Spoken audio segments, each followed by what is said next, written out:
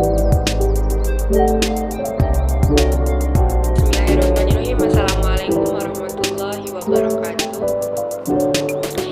Nama saya Ananda Amelia Soleha, NIM 220101231. Pada kesempatan kali ini saya akan menjelaskan materi ketahanan nasional, yang dimana ketahanan nasional berasal dari kata tahan, yang berarti ketangguhan hati, kekuatan, ketabahan, dan kemampuan menguasai diri dan sifat pantang menyerah untuk menggapai sesuatu yang diinginkan atau sesuatu yang sedang dilaksanakan.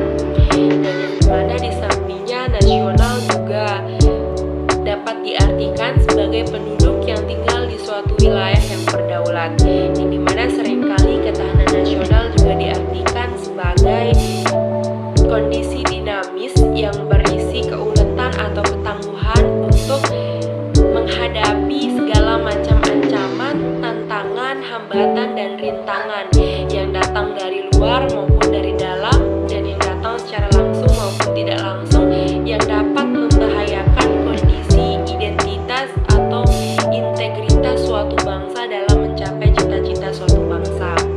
Dan yang dimana juga pada hakikatnya ketahanan nasional ini juga sering disebut sebagai kondisi atau gambaran suatu bangsa dalam menghadapi ancaman.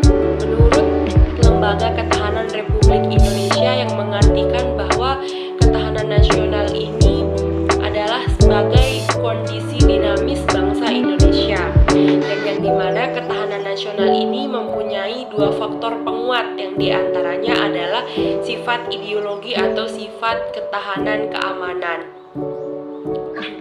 Dan yang selanjutnya yang akan saya bahas yaitu tentang sifat-sifat dari ketahanan nasional. Yang pertama, sifat ketahanan nasional adalah sifat berubah pada waktunya atau sifat yang tidak menetap. Jadi sifat ketahanan nasional ini tidak menetap, akan tetapi ketahanan nasional ini bisa berubah kapanpun sesuai dengan kondisi bangsa tersebut. Ketika kondisi suatu bangsa itu bisa berubah pada setiap waktu, maka sifat dari ketahanan nasional itu sendiri juga akan mengikuti keadaan suatu bangsa. Dan yang kedua adalah sifat kewibawaan suatu bangsa. Dan selanjutnya yang akan saya bahas yaitu tentang asas-asas ketahanan nasional. Yang pertama adalah asas kesejahteraan dan asas keamanan, yang dimana kesejahteraan dan keamanan ini harus saling berdampingan dalam kehidupan berbangsa, yang dimana kehidupan suatu bangsa harus memiliki kesejahteraan dan rasa keamanan, yang juga keduanya memiliki nilai intrinsikik antara keduanya yang harus saling berdampingan dalam segala kondisi dan situasi. Dan asas-asas selanjutnya yaitu asas-asas kekeluargaan. Asas-asas kekeluargaan ini yang bersifat kesamaan, kerjasama, gotong royong, rasa tanggung jawab, dan rasa peduli untuk melakukan ketahanan nasional.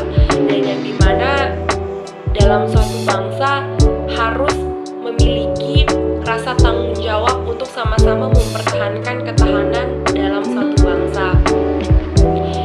Dan adapun juga kedudukan dan fungsi dari ketahanan nasional itu sendiri, yaitu yang pertama adalah kedudukan dari ketahanan nasional, yaitu kedudukan ketahanan nasional sebagai landasan konseptual yang didasari oleh Pancasila dan Undang-Undang Dasar sebagai landasan konstitusional, yang dimana sebagai paradigma dalam pembangunan nasional. Dan adapun fungsi dari ketahanan nasional itu sendiri, yaitu ketahanan nasional juga berfungsi sebagai doktrin dasar dari nasional. Dan yang kedua, ketahanan nasional juga berfungsi sebagai pola pembangunan nasional. Dan yang terakhir, ketahanan nasional ini sendiri juga berfungsi sebagai pembinaan kehidupan dalam nasional. Dan kesimpulan yang dapat saya ambil bahwa ketahanan nasional ini merupakan merupakan suatu upaya untuk mempertahankan ketahanan suatu negara, yang dimana ketahanan nasional sendiri mempunyai tujuan. Dan adapun juga faktor-faktor mungkin yang dapat melemahkan ketahanan nasional, yaitu mungkin saya akan menjelaskan satu faktor yang dapat melemahkan ketahanan nasional, yaitu faktor kekuatan ekonomi, yang dimana disinggung dalam faktor kekuatan ekonomi ini adalah tentang anggaran militer. Dalam ketahanan nasional pasti sangat membutuhkan militer untuk mempertahankan ketahanan nasional. Jika suatu anggaran tidak memenuhi kebutuhan yang dibutuhkan suatu negara, maka itu juga akan melemahkan ketahanan nasional dengan tidak adanya militer atau kekuatan untuk menjaga ketahanan nasional. Mungkin hanya ini yang dapat saya sampaikan tentang materi ketahanan nasional. Dengan sepengetahuan saya, mungkin kurang dan lebihnya mohon dimaafkan. Wassalamualaikum warahmatullahi wabarakatuh.